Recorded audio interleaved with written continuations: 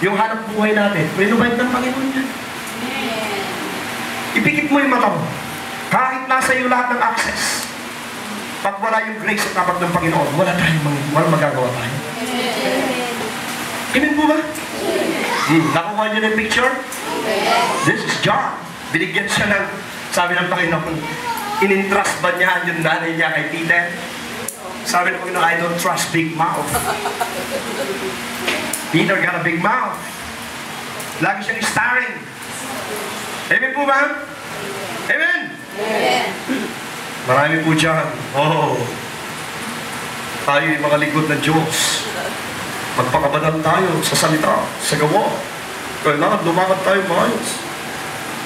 Yung walang masabi ang tao sa atin. Whom are you impressing? Are you impressing God or are you impressing other people? You don't need to impress God anyhow. Amen po ba? Dapat ang mamutawi sa atin yung pag-ibig ng Diyos.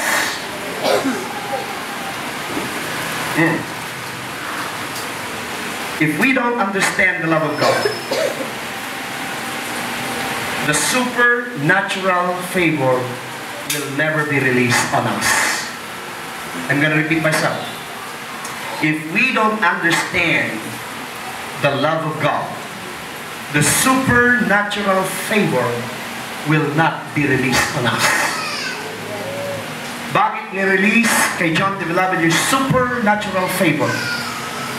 Kasi si John the Beloved, hindi yung sarili niyang inaangat niya, kundi nakahiling lang siya sa Panginoon. Sinasabi, Panginoon, i-enjoy mo, I will treasure the love that you offered for me. Dapat ganun tayo. Amen po ba? Amen? So, pastor, hindi na pala mahalaga yung mga gagawin natin na mabubuti. Kapag ang namutawi sa atin ay yung pag-ibig ng Diyos, gagawa at gagawa ka ng mabuti. Amen. Iyon ang tinatawag nating may pagkukusa ka. Iba kasi yung nagkukusa at iba yung gumagawa kasi gusto mo lang magpapogi sa Diyos. Iba yung nagkukusa at iba yung ginagawa mo kasi ito yung sinabi ng Panginoon. Iba yun. Gagawin mo kasi sinabi ng Diyos. Hindi. Dapat gagawin mo kasi mahal ka ng Panginoon. Amen. Kagaya ng pagpapatawad, mahirap po magpatawad. Napakahirap yan. Pero kapag naisip mo yung pagmamahal ng Panginoon sa'yo, you can forgive. Hello? Pero ang inisip mo kung paano humiliation ang tinanggap mo, kaano kahihiyan, hindi ka pwede magpatawad. At nakulupang yung loob. Baka yung temperature na sa loob mo ay sumasabog na. Pero kapag ang nasa loob mo, yung pagmamahal na ibinigay sa'yo ng Panginoon, na pinatawad ka niya, nilinis niya ang kasalanan mo, dinampot ka niya sa buhay na maruwi, kayang-kaya mong lahat at masasabi mo, I can do anything through Christ who strengthens me. Amen? Amen. Punta kayo sa Luke 3. Luke 3. Para makita po natin talaga the love of God. Luke chapter 3. Are you there? Luke 3. Praise God. I'm making a series of teaching about grace. Lahat po ng lesson natin is about grace.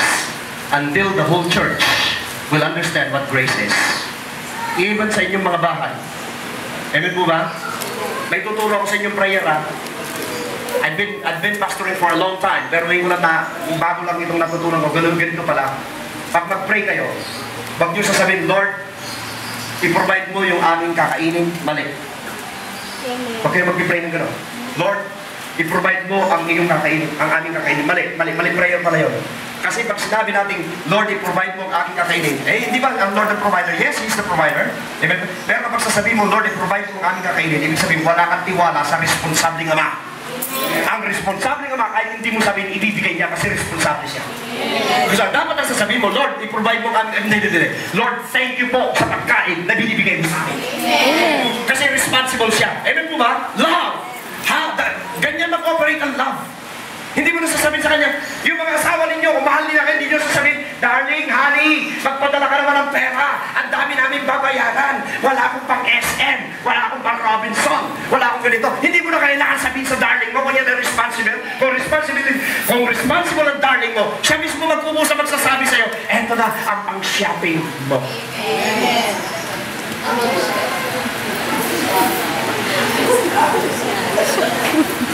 Mga lalaki, ha?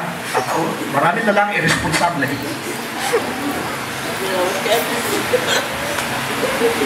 Pinipid ang asawa. Ano pagkain ni Jesus? Ano pagkain? Mga hotdog. Nasaan si Mister? Ipag-inom man doon. Anong pulutan nila? Sisig. Ho! Pasisig-sisig ka pa, samantalang anak mo, patuyo-tuyo. Nasaan yung love? Where's love?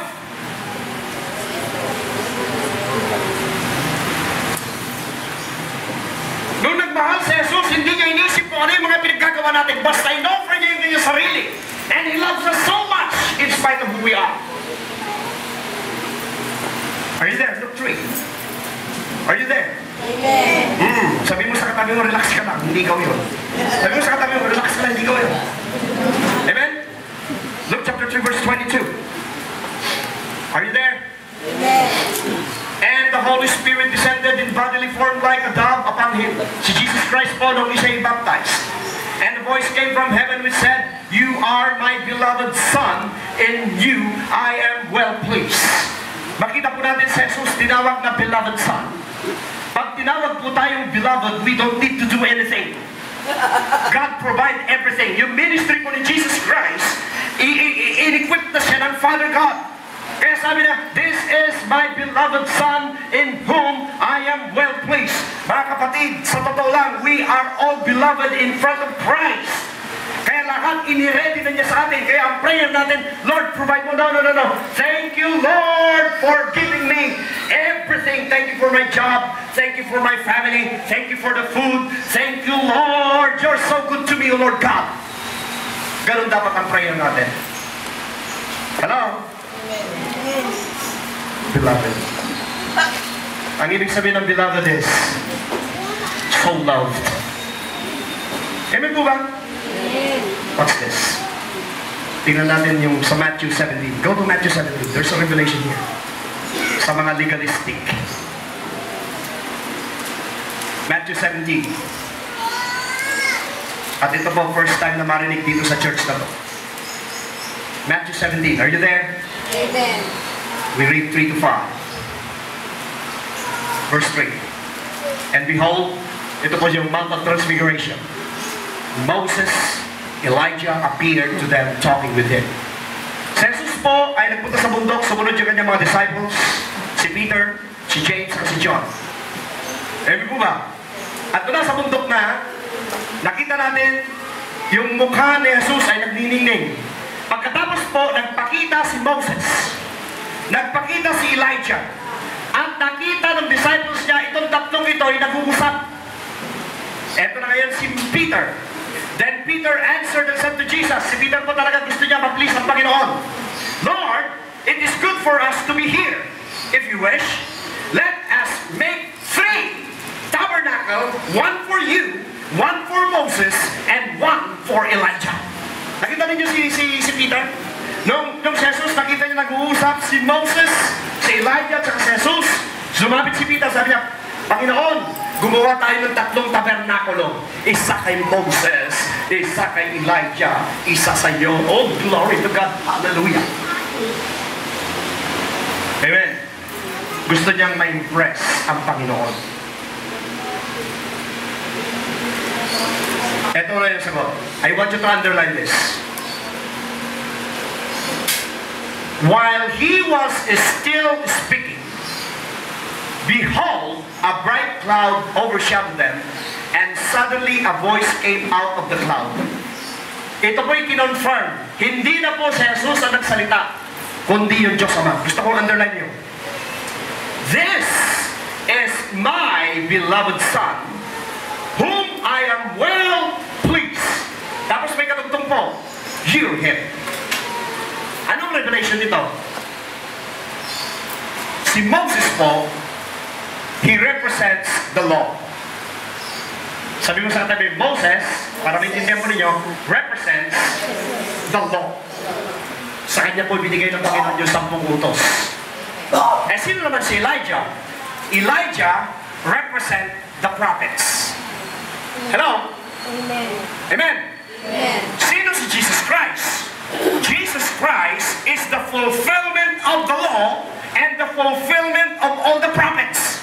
Amen. Hello? Tapos, nung sinabi ni Peter, Panginoon, ipagtatayo mo kayo, tag-iisa sa kayong tabernakulo, merong tinig ng galing sa itaas. Makinig kayo. At itong tinig na ito nagsabing, "This is my Son, in whom I am well pleased." At ang kadugtong ng salita niyang, "Hear Him." Pakinggan siya. May ibig sabihin dito ang Panginoon. Makinig kayo. Moses represents the law. Elijah represents the prophets. Ang ibig sabihin ng Panginoon, ang pakinggan lang ninyo si Jesus, ibig sabihin, Moses and Elijah, they're gone. They're over. Over. So ibig sabihin, Pastor, hindi na mahalaga yung Old Testament. No. The Old Testament is the shadow of the coming Messiah, that is Jesus Christ. Pero yung tinig sa itaas mismo nagsasabing, from now on, huwag na kanyang dinggin yung law, pabayaan na ninyo yung law, pabayaan na rin ninyo yung prophets, pero kailangan ninyo pag-aralan, ang dinggin lang ninyo, Jesus. Amen. Ang liwanag, hear Him. Hanggang ngayon yung mga tao under the law. Hanggang ngayon ang mga tao under the prophets. Sabi dito, hear Him. Siyang dinggin natin. Ang sabi ng Panginoon, hindi mahalaga yung pagmamahal niyo sa Diyos. Ang mahalaga yung pagmamahal ko sa inyo. Dapat ito ang dinggin natin na mahal tayo ng Panginoon. Amen. You don't need to please God. You cannot please Him anyway. Akala natin na please natin ang Lord? No. We can only please Him pag ang namutawi sa atin yung overwhelming na pagmamahal niya. Amen. Amen? So sabi ng Panginoon dito, hear me. This is my beloved Son. Si Peter po, still holds on the law. Sabi dito, from now on, listen to Jesus. From now on, listen to Jesus. Mahalaga po ang Old Testament. Mahalaga yung mga propeta. Ngunit merong higit na mahalaga yung aral na ibinigay ni Jesus. Grace. Amen? Hindi i-declare ito ng langit. Kung hindi po ito ang mahalaga. Ang sabi ng langit, hear Him. Hindi sinabing, hear them. Hear Him. Moses and Elijah, they're over. They're gone. We are now under the grace of God. At tayo na po ay tinawag na anak ng Diyos. Ito nga po, this is the one that really kicks me. Go to 1 John chapter 3. Ito po isang nag-kicks talaga sa akin. 1 John chapter 3. Verse 1 to 2. Behold, what manner of love the Father has bestowed to us, that we should be called children of God. Bakit daw tayo tatawagin na anak ng Diyos? Dahil ba sa mahal natin ng Panginoon? Hindi. Tatawagin lang tayong anak ng Diyos dahil sa pagmamahal na ibinigay niya para sa atin. Hindi yung pagmamahal na binigay natin sa Kanya. Dahil yung pagmamahal na ibinigay niya sa atin, tatawagin tayong anak ng Diyos. Ang tawag na sa atin, kapag tayo po ay na-born again at nalaman natin yung grace ng Panginoon, we are no longer called sinners, we are being called beloved. Amen. Salamat po sa mahinang amen. Hindi na ako ano iba. Hindi ka na sinners. You are considered beloved because of the love of God manifested, invested, given to each and every one of us. Hindi na tayo sinners. Ang tawag na sa atin ay beloved. Amen. Kung tatanggapin natin yung pag-ibig na ibinigay ng Diyos sa atin. Amen. Pero kung hindi natin matanggap, sasabihin natin, no, Lord, no. No, Lord, no. I'm not worthy of your love, Lord. You get what you said. You get what you deserve. Amen po ba? This is the truth. Kaya nga gusto ko, umattend kayo pag Friday. Kasi I am discussing more about grace. Sabi ng iba, pastor, parang ang hirap intindihin. Hindi mo maintindihan ang grace hanggang hindi mo naintindihan yung pag-ibig ng Diyos sa iyong buhay. Kahit anong gawin mo, kapatid, you can never understand grace until you understand how Jesus loves you so much. Pag naintindihan mo na yung pagmamahal sa iyo ng Panginoon, doon mo lang maintindihan ang ibig sabihin ng grace. Namatay para sa akin. Alam niyo po ba, nung mapapos sa krus, ang ipinutong sa kanya ay puro siit sa kanyang ulo. Yung likod niya, katakot-takot na hampas. Yung palad niya, tinasukan ng malaking pako. Yung kanyang paa, binutas ng malaking pako. Yung kanyang tagiliran, ito'y sinundot ng espiritu. At lumabas ang dugo, lumabas ang tubig sa kanyang katawan. Kapag naintindihan mo itong ginawa niyang sakripisyo sa krus ng Kalbaryo, na masasabi mong, Lord, thank you for your grace. Pag naintindihan mo na yon, doon mo palang naintindihan.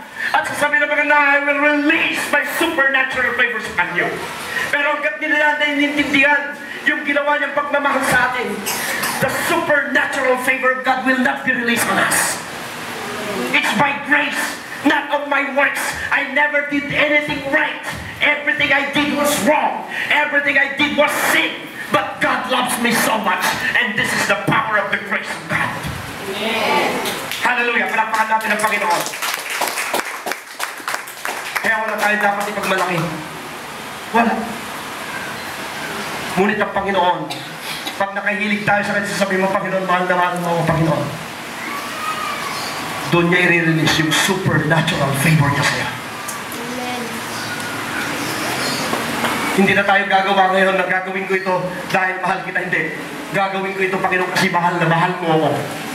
Kulang pa, Panginoon, itong gagawin ko ito dahil sa pagmamahal mo sa akin.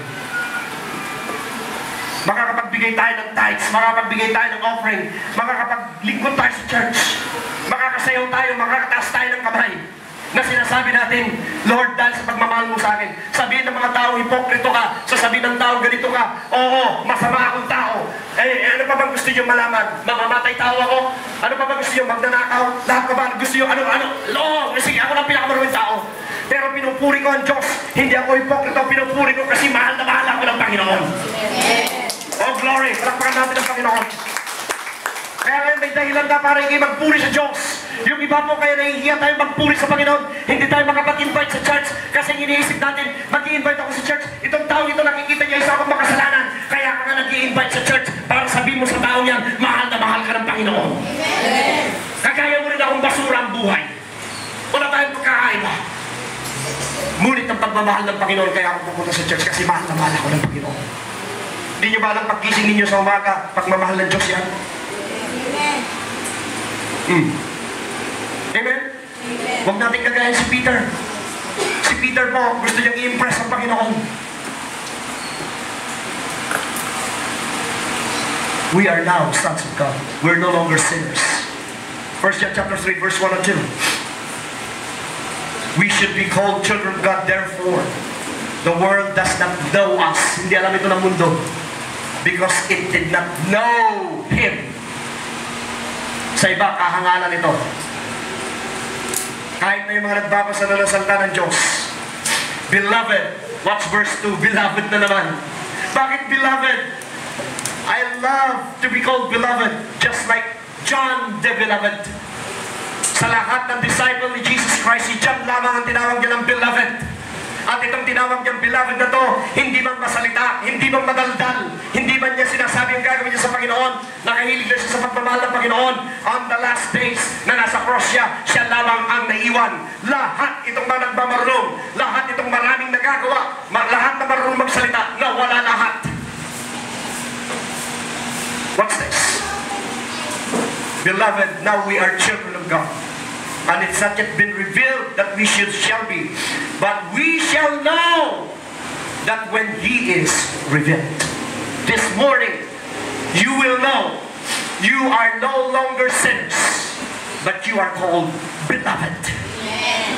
Kahit wala kang ginawang mabuti, tanggapin mo yung ginawa ng Panginoon at ang tawag sa iyo ay beloved. Alam mo po ang mahirap sa tao ay hindi makakilos, hindi natin mapatawad yung sarili natin. Kaya hindi tayo makakilos, lagi natin tinitingnan yung shortcomings natin. Lahat po tayo may shortcomings. Kasi kapag tumingin po tayo sa tao, paano mo susunod sa church? Nakikita-kita ganyan ka. Paano ko sasama sa church? Kasi ikaw ganyan. Paano ko ganyan? Nakikita natin ang tao para tayong si Peter. We are very legalistic. Kung marunong kang tumingin sa kapwa mo, I bet you, marunong mo rin tignan yung sarili mo. At kapag yun ang nangyari, nawawala na po yung grace ni Lord, we become legalistic. To tell you the truth, if we will become legalistic, no one will enter the kingdom of God. Yung Deuteronomy 6:35 na lang, love the Lord thy God with all thy heart, with all thy soul, with all thy might. Wala pong nakasunod doon. Even the man used by God to deliver that law, hindi niya nasunod. You can never live God. Kasi po yung sinasabing with all your heart, with all your might, with all your soul, ito po yung 100% na pagmamahal. Amen? Sabi ng Panginoon, pray. Sa gabi sabi mo, inaantok na ako. Pray! Lord, I love you. Antok na ako. Yung ba yung 100%? Kaya mo naman tumulong? Hindi ka tumutulong? Hello? Tapos sasabihin mo, I love you, Lord? I don't think so. So stop focusing on your love to God, but start focusing on the love of Jesus towards you. Sabi mo sa katabi mo, the love of Jesus towards you. The love of Jesus towards you. Meron pong, sinabi ko sa inyo, hahabulin kayo ng maraming pagpapala. Magkakaroon ng twist ng belief ngayon. It's not you. It's Jesus who loves you. At tiyak, bubumbahin kayo ng mga pagpapala. Amen. Because it's not you. It's Jesus. Kaya lagi mong sasabihin, Jesus loves you. O, bakit ikaw mahal ka rin? Yes. Halika, punta tayo sa church. Ba't ako sasama sa church sa'yo? Kaya nga, sinasama nga kita para malaman mo yung pag-ibig ng Diyos. Ako, isang makasalanan, kandidato sa impyerno. Isang maruming buhay. Ngunit dahil sa habag at awa ng Panginoon, nakakatayo kayo sa kayamatan. Kailangan yung maranasan ko yun, maranasan ko rin. At yun ay libre. Amen? Amen. Hello? Amen. Makakapag-invite pa rin sa Sunday. Amen? Yung mga kaibigan ninyo, kasi minsan kayo natatakot, baka kung ano sabihin sa akin. First time ko nga kung magpahayag natin ng Word of God, natatakot pa ako. Tinitingnan ko pa ba? Ano yung kakilala ko rin.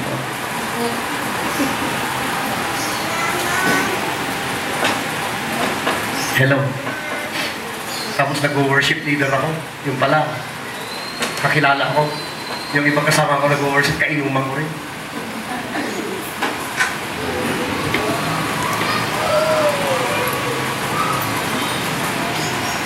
Amen. Pero nung nag-operate yung love ni God, sinabi ko nga sa Bible study namin noong Friday, you cannot change one's life. Hindi mo pwedeng palitan o turuan ang buhay ng tao. Pag Kristiyano na po kayo, huwag natin pupunlahan kung anuman ang ginagawa ng kapwa natin. Hayaan ninyo ang Holy Spirit ang magpalit. Kasi pag nag-manifest na sa buhay ng isang Kristiyano kung gaano siya kamahal ng Diyos, lahat ng masasama sa kanyang buhay, siya mismo magsasabing, hihinto ko na to at hindi ko na gustong gawin ito kasi mahal na mahal ako ng Panginoon. Amen. Baka mamaya may nagiinom sa inyo, ay, inom ka na inom, sa impyerno ka pupunta. Ay, wag gano'n. Wag gano'n. We are under grace. Basta sabi mo lang, Jesus loves you so much. Amen po ba?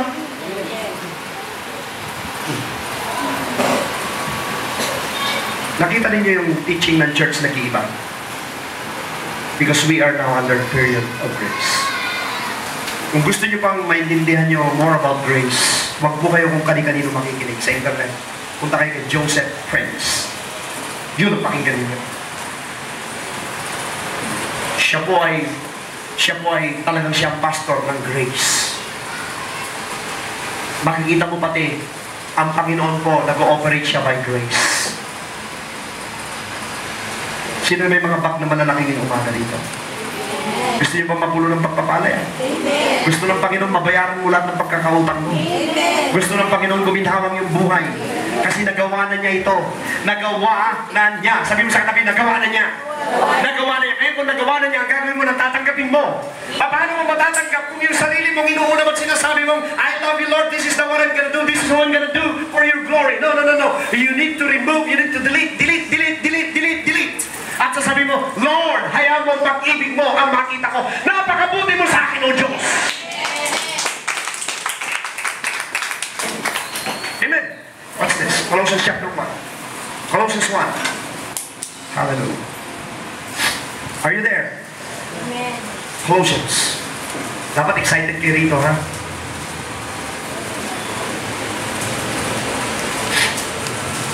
Gusto kong guhitan ninyo ito, titigan nyo araw-araw. At pag tinititigan mo, sabi mo, Lord, thank you for your grace. Amen? Gusto kong titigan ninyo ito araw-araw. Colossians chapter 1, verse 12. Underline. At titigan mo everyday yan, ha? Colossians chapter 1, verse 12. Are you there? Amen. Sabi dito, giving thanks to the Father. Hallelujah. Who has qualified. Sabi mo nga qualified. Sabi mo nga qualified. Qualified. Hindi po disqualified, ha? Qualified. To be partakers of the inheritance of the saints in the light. Who is the light? Jesus Christ. So qualified na po tayo, and we are partaker of inheritance of the saints in the light. If we will deny ourselves, if we will omit ourselves, and if we will receive the grace of God, that God is the one who operates in us. It's not us who operate in Him, it's Him who operate on us. At mayroon na po tayo po ay qualified na partaker sa inheritance ng mga anak ng Diyos. If we will go back to our reference, amen po ba? Let's go back to our reference, 1 John. At dito po ako magkukonklud. Chapter 4, verse 16. Hallelujah. Do you learn anything this morning? Amen. Amen. Did we learn anything this morning? Amen. 1 John chapter 4, verse 16. Amen po ba? And we have known and believed the love that God has for us. Dito po, nakalagay dito, the love of God has for us. It was never mentioned, the love of us given to God, but the love of God given for us. Amen. Kaya dito po tayo mag-concentrate. Ang tawag po rito ay grace. Amen. Oo, aatin ako ng Bible study. Bakit, Pastor? Kasi mahal na mahal ako ni Lord. Aatin ako ng church. Babangon ako kahit mahirap tumangon sa umaga. Bakit? Mahal na mahal ako ng Panginoon. Hindi na yung dahilan natin noon na pupunta ako sa church para ma-impress ko si Lord sa aking buhay. Wrong. You don't need to impress God. Amen po ba? Because He offered His life for us. Tanggapin ninyo. Kapag yun ang pagtanggap ninyo, kahit kagalingan darating sa inyo. Palitan na po ninyo yung mode of prayer ninyo. 80% of our prayer goes to petitions. Not anymore. 80% of our prayer must be on the Word of God. Babasahin mo yung Word of God, the promises of God. You don't need na magbigay ka pa ng napakaraming petition. All you need to do is to receive. Receive. Sabi nga ng Centurion preacher of Miracles, Lord, just say the word. Tanggapin mo lang yung salita ng Panginoon. If you believe to this morning that Jesus Christ is your Lord and Savior at naniniwala kang yung pag-ibig niyang ibinigay niya sa iyo ay unconditional at wala nang katulad itong pag-ibig na to. At ikay maniniwala na binayaran na rin niya lahat ng kasalanan mo. At maniwala ka na pinagaling ka na niya sa kahirapan, sakit, karamdaman. Sa umagang ito, at sasabihin mo, Lord, I receive your grace and I deny myself, O Lord God. I am not worthy. Pero kagaya ni John the Beloved, O Lord God, ako'y sasandig sa iyo, Panginoon. I am relaxed because you love me so much. Then sa umagang ito, bubumbahin kayo ng pagpapahala ng Panginoon. Let's all stand up on our feet, please. Parapakan natin Diyos sa buhay.